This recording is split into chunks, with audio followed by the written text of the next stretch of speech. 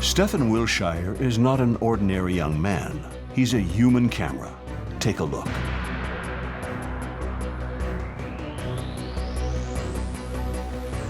A few hours before, he flew for a few minutes over the center of London for the first time in his life. Then Stephen was brought to this large drawing board. This is where the incredible begins. Without hesitating and without doing any sketches beforehand, he drew the buildings with their exact proportions. Everything is there.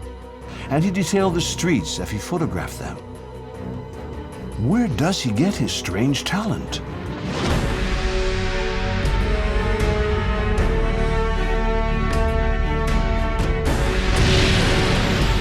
They are prodigies in drawing, music, or calculus. They are autistic people who have Savant syndrome. He has been named the Little Mozart of jazz. How did little Matt Savage discover piano in one night? Trance, ecstasy, meditation? Do altered states of consciousness reveal an unknown part of ourselves? Can the brain of a believer be scientifically studied? Does faith leave a trace in the brain? Now that science has new machines to explore the human mind, can it unveil the hidden side of the brain?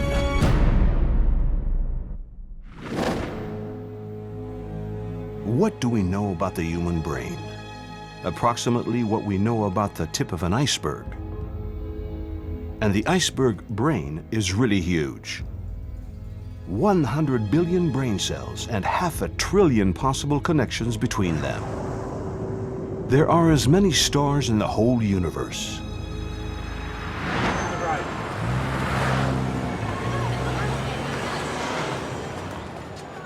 In the history of brain exploration, unusual behaviors have often allowed knowledge to progress. Today, that's the case of people who have Savant syndrome.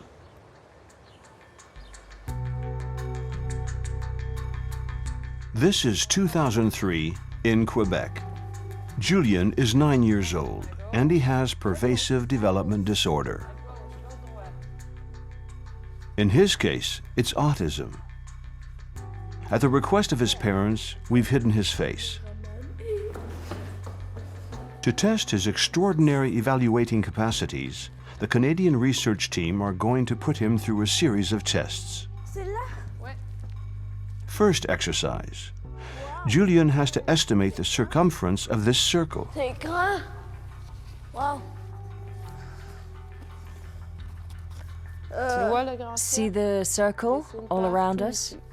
All of this is 25 meters. 25.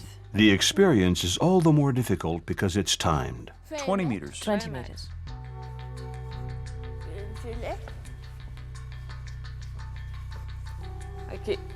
The white pipe that goes from here all the way until there, how long is it? 10 meters. 10 meters. The result goes beyond all expectations. Julien's answers are 90% correct. For the second exercise, we set the camera behind a two-way mirror to avoid distracting Julien. I'm going to give them to you one by one. You can hold them like that. This time, he has to estimate the weight of each cup. 200 grams. Once again, his answers are very close to their real weight.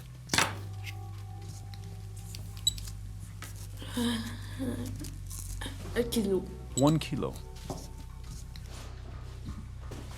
The last experiment is even more impressive. Let's precise that nothing is rigged or prepared. Julien is seeing this computer for the first time. 10. The point of the exercise is to say how many dots there are on the screen. 35. Julien has only 2 seconds to see the screen. 130. 145. 230. We don't know exactly how people with pervasive developmental disorder know how to estimate with such precision. Julien is capable of having an exceptional performance, meaning far superior to a normal person, when he counts the number of dots on a screen. And yet, he doesn't practice to do this task every day. He has this capacity, which is probably linked to his pervasive developmental disorder, without having to practice. Don't be fooled by these little feats. Autism is a dysfunction first and foremost, but also an opportunity for Julien and others like him to develop exceptional faculties. Nevertheless, these surprising faculties must have an explanation.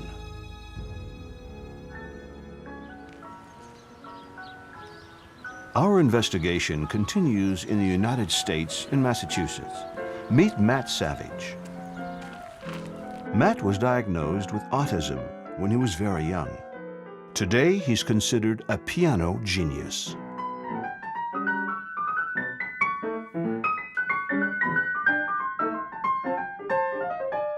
Dave Brubeck himself nicknamed Matt the Little Mozart of jazz.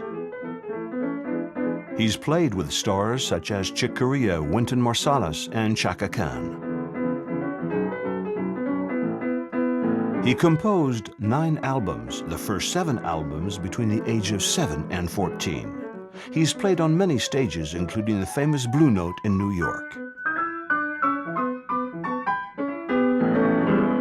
Question: how does music come to you? Well, I can't really say for sure. I mean, I don't really have a particular method. You could say it just goes right from the head or from the heart to the fingers.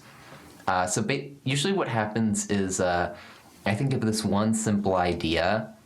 This melody just comes out of nowhere, and then I build on it. Because it's not really all that hard to build a tune from melody. So like say if I play, and then I could do like, and then I could create some sort of tune from that.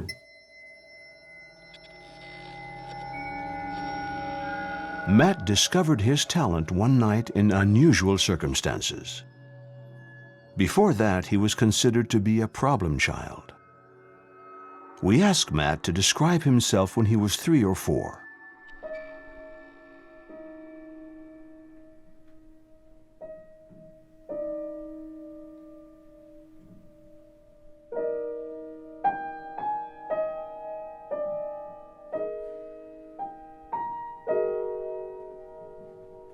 He decided to answer us with music, whereas his mother used words. When Matt was younger, he was very, very difficult to handle. He was sensitive to sound, and he was sensitive to light, and he was overwhelmed by most things in life. And so he had a lot of tantrums, and he would, it was just very difficult for him to cope with anything. He was diagnosed with pervasive developmental disorder, which is a form of autism. And we didn't know about it at the time because we didn't know anyone who had a child with autism. But he was showing all of the signs of a child with autism. One night when he was 6 years old, something astonishing happened. In a few hours, Matt discovered the piano. Question: what happened that night?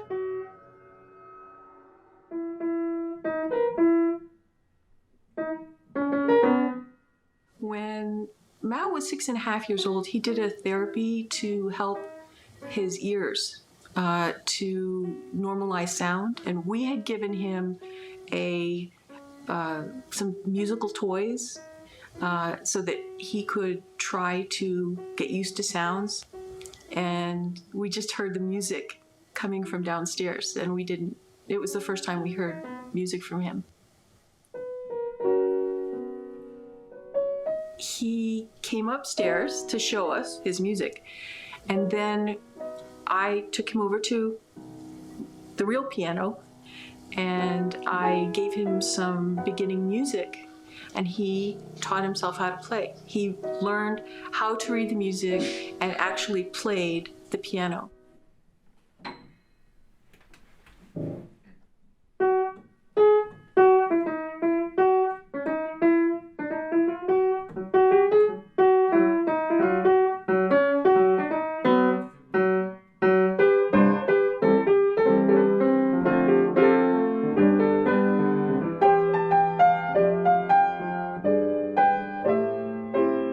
I can't explain that.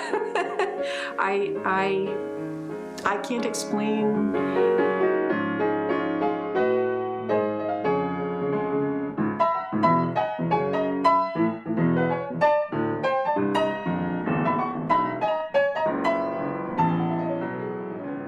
Astounding. After having worked on Schubert at the age of 7, Matt met with jazz. His improvisational talent explodes, and Matt performs on several stages. Publishes 7 records in a few years. His case is so exceptional that Dr. Daryl Treffert, a world-renowned specialist in Savant syndrome, suggested a new concept, the prodigious savant. A prodigious savant is a person whose skills are so spectacular and so remarkable that if they were not disabled, we would call them a genius. It's a very high threshold level. And there probably are fewer than 100 such persons living worldwide at the present time, and Matt fits into that very elite group.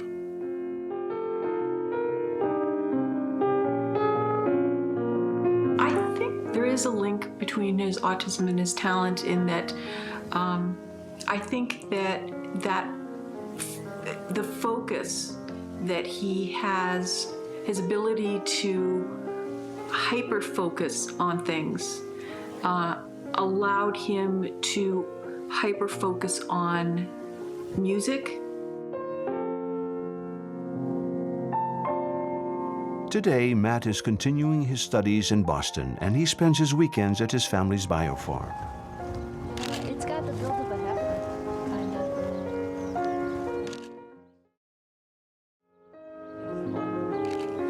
of. Now that Matt's older, most of the signs of his autism are gone. And he's just like every other teenager, except more polite and sweeter, I think. Apart from music, Matt has a few talents that are appropriate for Savant syndrome, like exceptional calculating faculties or the ability to act like a living calendar. For example, February 8, 1947 was a Saturday. The question is put to him.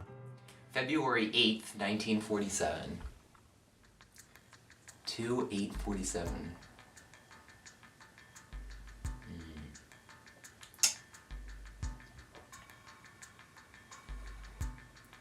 I think it was a Saturday.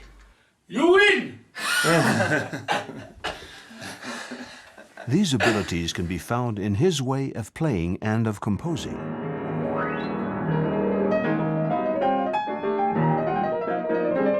He never plays the same version twice and starts his concerts without setting a program in advance.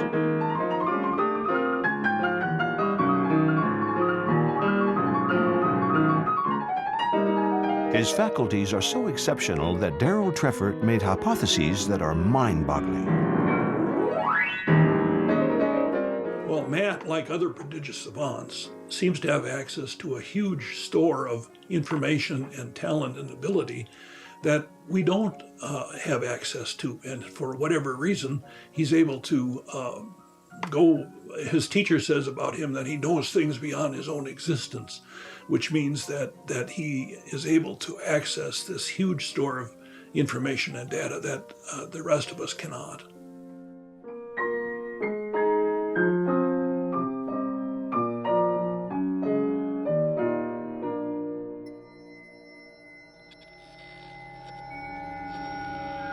The human brain isn't static. It has a 7-million-year-old history. From Lucy, the little Australopithecus, to modern man, the volume of the brain has been multiplied by 2. So, could Savant syndrome show us that this transformation is going to continue? It's possible. The answer may be given one day by the modern techniques of neuroimaging. 2, 0, 9, 12, 0, 0. 6,272. Very few experiments have been done on the brains of young mental calculation prodigies while they were in action. 6272. A team of French and Belgian neurologists studied the abilities of this young 29-year-old German mental calculator, Rudiger Gamm. 377,149,515,625. Rudiger Gamm isn't autistic, but he has Savant syndrome, which has given him the opportunity to show his extraordinary capacities in calculus on television. To try to understand Rudiger's method, researchers have used a very efficient technique of neuroimaging. Positron emission tomography. 4648. Thanks to radioactive markers, we can visualize the cerebral zones that are activated when Rudiger does complicated calculations mentally. 1944. Now let's do the same experiment with this young guinea pig who isn't a whiz at math like Rudiger. So, where's the difference? The analysis of the results shows that Rudiger uses an additional memory space, his long-term memory. On the contrary, when we do a calculation, we store the intermediate results of our calculations in a small memory space used for work, called our short-term memory. Thus, Rudiger benefits from a bigger mental pocket that has greater storage capacities, which benefits his accomplishments. 170.526. If you prefer, the mental calculator has the same brain as us anatomically, but he uses it differently. That is the difference, and as you will see, it's essential.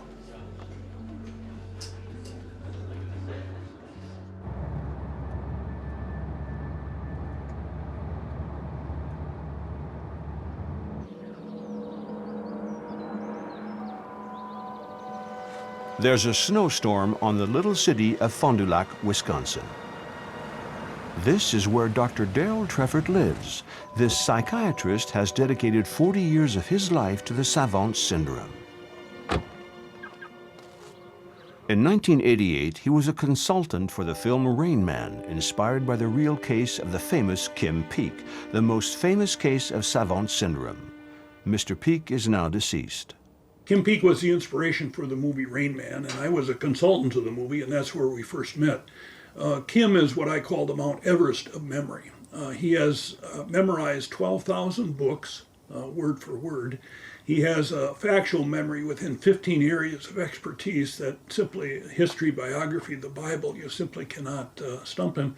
And one of the most amazing things about him is that he reads so quickly. He reads one page with one eye, and he reads the other page with the other eye, and immediately goes to his hard disk, and it's stored there. I keep saying at some point the image has to come up disk full, but it never does. And he simply has continued to astound me with his memory. I think there's no other person who ever lived or is living, or I think will live, with the factual memory that Kim Peek has had. Even though he's now retired, Daryl Treffert receives dozens of emails daily from worried parents everywhere in the world. I get emails from all over the world, China, South Africa, Brazil, wherever. Many of them are from parents asking about their child, concerned about their child. I've got a son or daughter who, wondering what to do with the talent that their child has shown. Others come from researchers elsewhere in the world who are looking and sharing cases with me, and I get many of my new cases from other people around the world. Dr. Treffert has examined hundreds of radiographic snapshots of brains belonging to people with Savant syndrome, and according to him, all of them would have a common characteristic. The thing that Savant syndrome persons have in common is left brain injury, maybe disease, maybe a traumatic injury or a genetic predisposition, but it is left brain injury. We're at the heart of the problem. We have to remember that our brain is separated into two specialized hemispheres. To explain this, we called on a famous neuroanatomist, Dr. Jill Bolt Taylor. In a hotel between two flights, Dr. Taylor opened her luggage for us. The human brain is divided into two hemispheres, and they have two very different functions. And so this is a human brain. And so you're looking now at the external surface of the brain. This is the left hemisphere, this is the right hemisphere. And you can see here that they're divided into two halves. And the two hemispheres process different kinds of information in different ways. So the right hemisphere is all about experiencing the present moment. It's all about right here, right now. In the right here, right now, there are no boundaries. Everything is perceived as energy. And so the atoms and molecules just experience the energy and they blend with one another so that there's the big picture vision. So the right hemisphere thinks in pictures and it's all about the right here, right now. The left hemisphere takes that present moment experience and then breaks it down into details. And part of the details is our language, our ability to speak, our ability to make sound, our ability to place meaning on that sound. And part of that sound is my ability to say, I am. I am an individual. And as soon as I say I am, then I exist separate from all of the energy around me. So the two hemispheres work together in order for us to have a single perception of reality, but we actually have two very different machines processing information in two very different ways.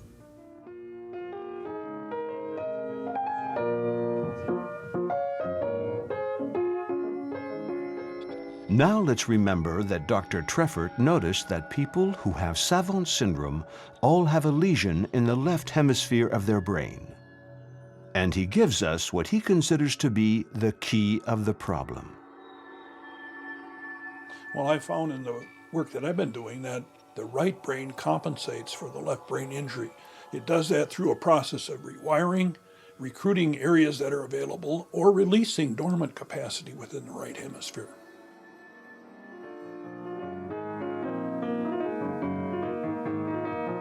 According to Dr. Treffert, it's by drawing dormant aptitudes from a reservoir in the right side of the brain that people who have Savant syndrome can achieve these prodigies that seem to be way out of our reach. And the most fascinating part is that these aptitudes would exist in all of us. To prove it, Dr. Treffert has examined cases of people who have had the same lesions as people with Savant syndrome after an accident. Here's the surprise. They also have awakened uncommon faculties. Well, probably one of the best examples of acquired Savant syndrome was Alonzo Clemens. He had a severe fall as a child, and after that, his tremendous sculpting ability literally exploded on the scene. He's gone on to be a world-famous sculptor now, and that injury allowed him access which he otherwise would not have had. And so there is that huge store of material in all of us. And the question is, how can we access that without having an injury or some kind of central nervous system catastrophe? And that's where our research is leading us these days. Among these attempts, Darrell Treffert invites us to discover the methodology of the American author Betty Edwards in her book, Drawing on the Right Side of the Brain. Translated worldwide, it's made drawing possible to those who didn't think they could draw. The principle is to disconnect the left side of the brain, which analyzes while you're drawing. and allow students to access and express the potential of the right side of their brain. Not just drawing skills, but to vision and creativity, which was not there earlier. I think sometimes just spending some time, what I call rummaging around in our right hemisphere, just consciously and deliberately spending some time in those areas of our existence that we ordinarily trivialize or don't pay attention to until we retire maybe and say, well, now I've got the time to do that. But why wait that long? It's like taking a side trip instead of using the freeway or the tollway all of the time, and simply rummaging, what I call rummaging around in the right hemisphere, gives us that sort of access. Of course, talking about the left side and the right side of the brain is a simplification. Our brain isn't a map, as people used to assume naively in the last century. It's characterized by an astonishing plasticity, which localizes on the right side of the brain functions that are on the left side in other people. Nevertheless, in most cases, the functions of analysis and logical reasoning are on the left, whereas visual and intuitive functions are on the right. We are a left hemisphere society. We depend on our left hemisphere. It serves us well. Logical, sequential thinking, language, things that have served us well. They serve us so well that we begin to use only that well-worn pathway, sort of to the neglect of the rest of the brain, the right hemisphere. Yeah, some people call that the tyranny of the left hemisphere, because it is so dominant, and it is so well used and so easily used by us that it's to the neglect of the right hemisphere.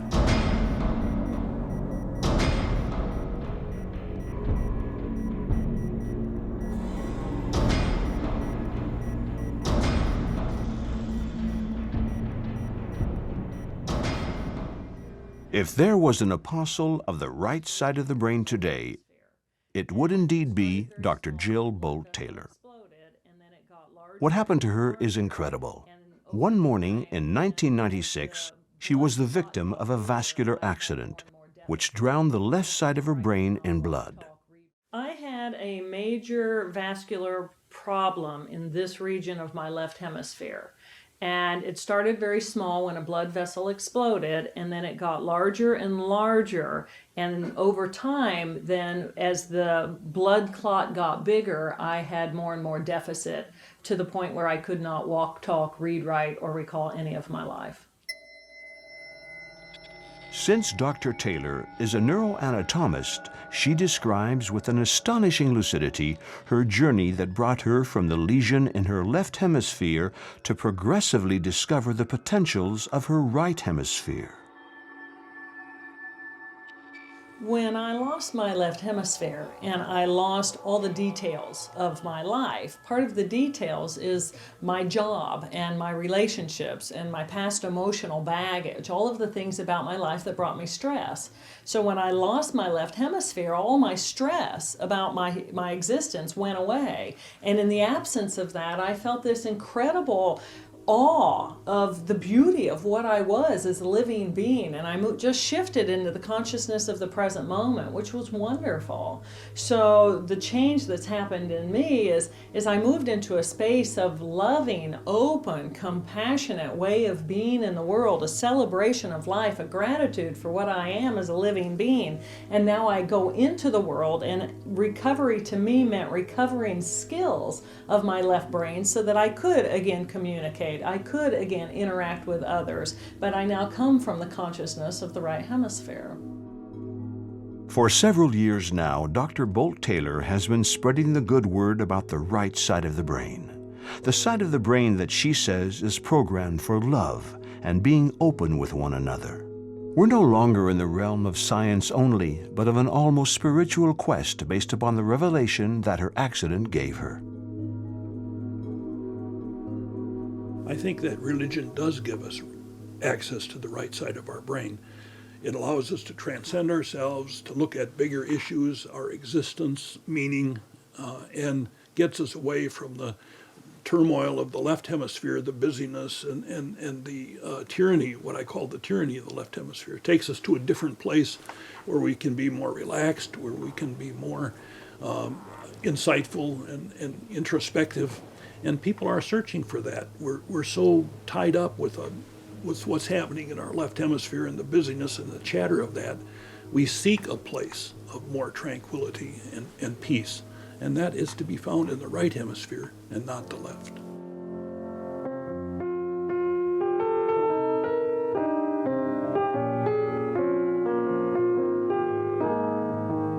The right hemisphere is wired for spirituality. It's the big picture experience of all that is. It is the tool that we use in order to feel boundless, because there are no boundaries there. And in the absence of boundary, we become at one with all that is, and in that space, that is when we would feel our connection to something that is greater than we are. Call that Buddha, call that God, call that Allah, call that whatever you want to do it, but we are wired for it in the consciousness of our right brain.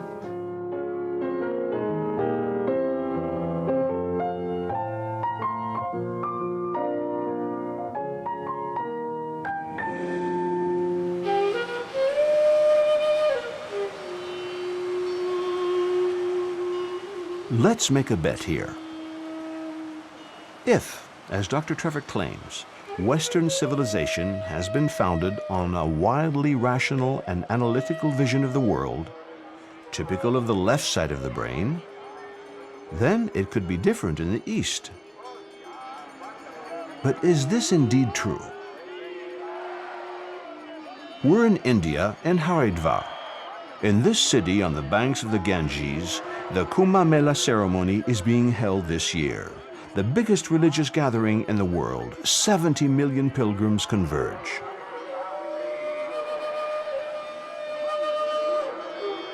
The most important event of the pilgrimage is the immersion into the river, which symbolizes the washing away of their past lives.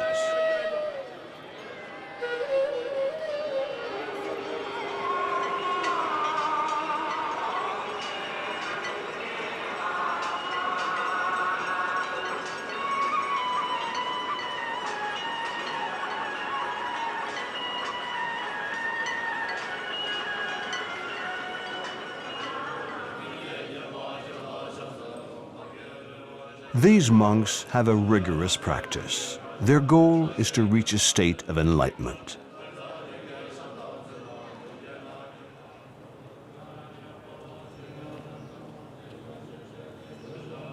Also referred to as an awakening or a liberation. But regardless of the term, only a few reach this state.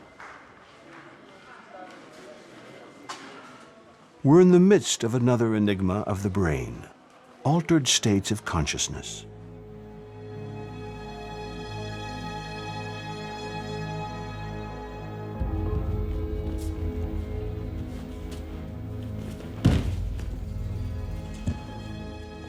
The study of these altered states of consciousness is difficult to do without a minimum of practice.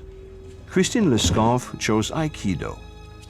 She's a psychologist at the Paris 11 University and published a very well-researched study on altered states of consciousness.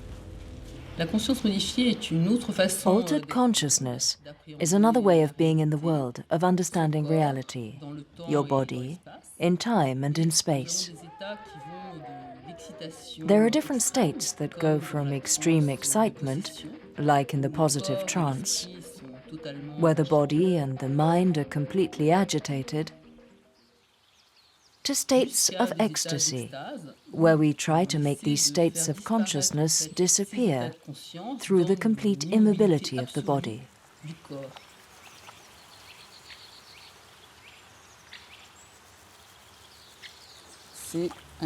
It's an astonishing state of extreme peace and tranquility. It's a state that's very difficult to attain. We feel it sometimes, and then it escapes. And the goal is to retain it for as long as possible.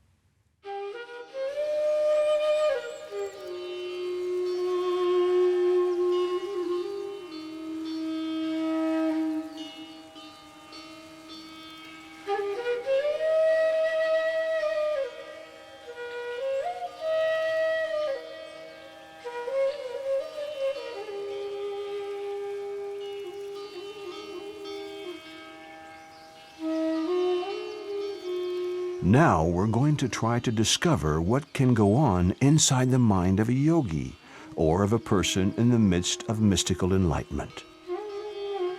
This young devotee from Haridwar is very clearly aware of it.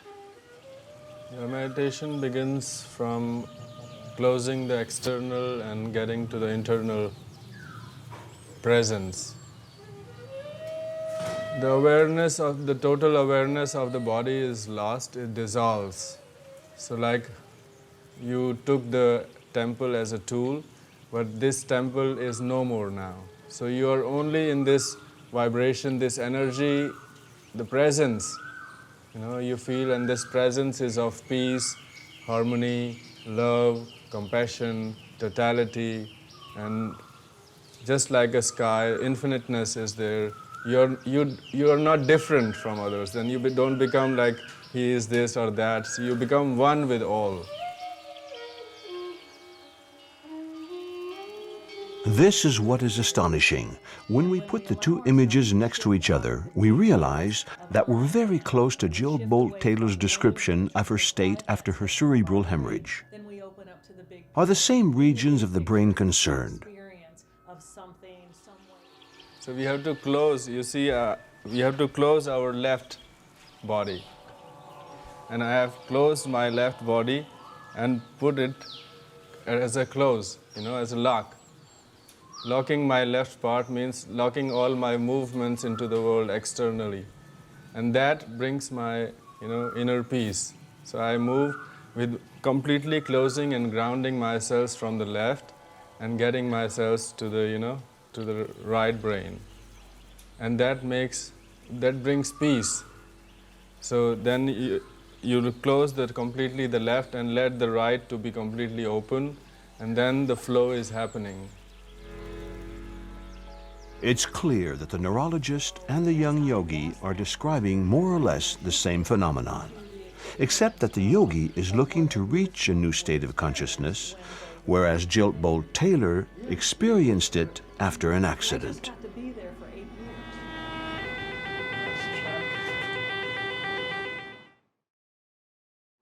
Here is a new question. If these altered states of consciousness can be described by those who are living them, then can they be observed by science?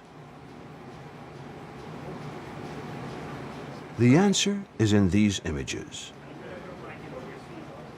In 1995, Dr. Andrew Newberg from the University of Pennsylvania was the first to have the idea of scanning the brains of Buddhist monks meditating and of Catholic nuns praying. What he discovered goes way beyond religious experience.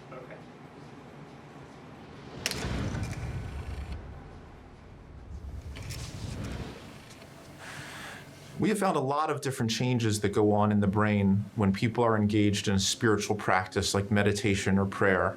And among those changes, one very important change occurs in the frontal lobes, right behind the forehead. This area becomes very active during meditative and prayer states because the person is intensely focused on their particular spiritual object or their spiritual goal. The other part of the brain that is also very involved is located toward the back top part of the brain called the parietal lobe. This part of the brain is our orientation area. It helps us to connect ourselves to the world, to orient ourselves in the world, and it makes a lot of sense that when people engage in a deep spiritual practice like meditation or prayer, that this part of the brain should be affected because they have this tremendous feeling of oneness, deep connectedness with God, ultimate reality, or whatever their spiritual goal happens to be. In other words, the experience of meditation puts functions that belong more to the left side of the brain to sleep, functions that concern distinction, positioning, or orientation. And it facilitates a state that belongs more to the right side of the brain, a state of unity and fusion with the universe. The practice of Aikido allows Christine Lesconf to show very concretely that the search for certain mental states has an effect on our physical aptitudes. The way we think, the way we direct our attention, is reflected in our posture, in our actions. We can see it easily when we do ki-aikido exercises, like those I'm about to show you. If I'm scared, if two dangerous people attack me and try to lift me up, for example, when I try to defend myself, I'm very vulnerable. They can lift me easily. Now I change my state of mind. I concentrate differently. I modify my consciousness. I'm concentrated on the center of my body. I'm relaxed and I'm totally anchored into the ground. No one can lift me up. So they're now going to try and lift me up. It becomes very difficult and even dangerous for them. Here's another example. I have 6 people in front of me, and I want to push them. So I do it hard, I push hard. I can push the first one, but the others don't move. So now I'm going to change my state of mind and the way I carry my intention, my consciousness. I let myself go completely, and I think about the last person, Adam, who's at the end of the line. Here I go. I'm totally relaxed, but I'm thinking all the way until the end. All the way until the last one, and it's him that I'm pushing. All the way calmly. This is another example. They're trying to knock me down.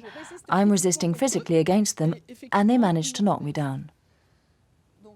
Now, I'm going to act differently. I'm going to concentrate differently, so that they're going to push each other. I completely relax. I'm stretching until I decide to get rid of them. If Aikido shows how a mental state can act upon the physical, then we can also show how mental states can reinforce certain moral values by studying with an MRI the cerebral activity of yogis during a state of compassion. Antoine Lutz discovered that the neural circuits of people who are well trained in compassion had transformed. So what we found that the insular cortex was more activated for expert practitioners than novices, while they were listening to emotional sounds like the voice of a distressed woman. And this finding is important because the insular cortex plays a critical role in feelings, and it also plays a role in empathy, which is a capacity that you have to feel the emotion of others. Remember that during the state of meditation, the subject puts to sleep the functions that separate him from the world, to the advantage of functions like relations, sense of connectedness, empathy. At this point, we discover that virtues like compassion, charity, altruism can be learned and developed, just like learning a musical instrument. So the general message here is that experience can change the brain, and we already knew that's the concept of neuroplasticity. But what is new in this research is that the training of specific quality like that gets compassion or concentration or mindfulness could produce also a change in the brain and behavior. These studies lead us to an important change in our point of view.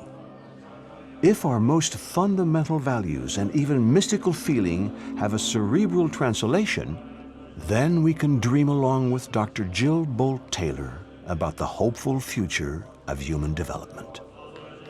The person who has control of both of their hemispheres has their own freedom. They have true personal freedom to choose moment by moment who and how they want to be in the world.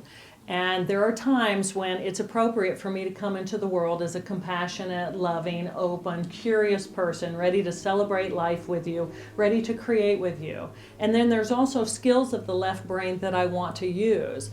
My ability to create language, my ability to categorize and organize and get things done. At the same time, I think that the future person will come from the consciousness of the right hemisphere. They will begin with the intention of I am open, I am free, I am whole, so are you, you're the life force power of the universe, what can we create together? So I think that there will be more cooperation, more celebration, more basic joy inside of us. I think our stressful circuitry will go way down, and I think humanity will be healthier.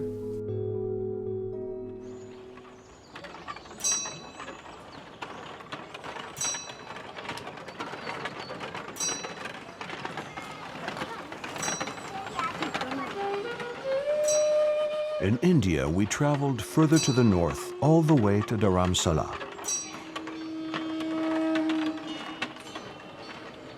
It's in this city in the mountains that most Tibetan refugees live. Despite our efforts and despite his willingness, we unfortunately did not manage to meet the Dalai Lama.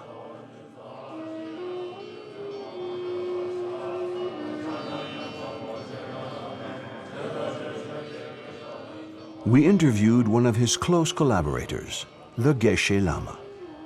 He confirmed the great interest that the Dalai Lama has for scientific knowledge about the mind. About 3 decades, His Holiness the Dalai Lama has been having dialogue with the leading scientists in the world, and they have been, contributing a lot to each other.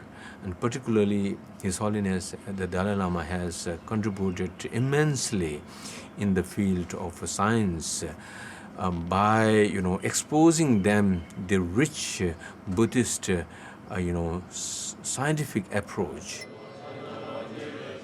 So, maybe evolution will be found at the crossroads between modern exploration of the brain and Eastern traditions. Buddha himself has emphasized a lot on the nature of mind and how it can be developed and improved and developed to an unlimited extent. The Geshe Lama has summarized this possible evolution in these words: humanity is still in the mind's infancy. We asked our guests to comment about this observation using their words. We are in the infancy of the brain, and it is a tremendous frontier. I think the frontier lies in trying to explore the right hemisphere that we've largely ignored, and now I think we've come in to realize it is a tremendous opportunity for us to look at it in depth. I would say that we are young. I would not say that we are infantile, because I think we were more in an infancy before we really developed the skills of the left hemisphere. We had to develop the skills of the left hemisphere in order to become what we will become, evolve into. We're on the way to balance, I believe, of the 2 hemispheres. So we have now really developed the left skills. It's now to recognize and honor the skills of the right hemisphere so that the 2 hemispheres become balanced. And at that point, then, we will be whole-brained individuals functioning from both hemispheres. And then we will reach our level of, in my opinion, evolution. But part of what I think is so important is that we integrate both what we can learn from science by looking at the brain itself and what we can understand from the spiritual, subjective experiences that people have, and to find a way to integrate them together. Some people call this the field of neurotheology because it's a way of linking science and religion. But I think that this is absolutely essential for us to understand all the different ways in which our mind works and how it can help us to better understand who we are as human beings and how we deal with the universe around us.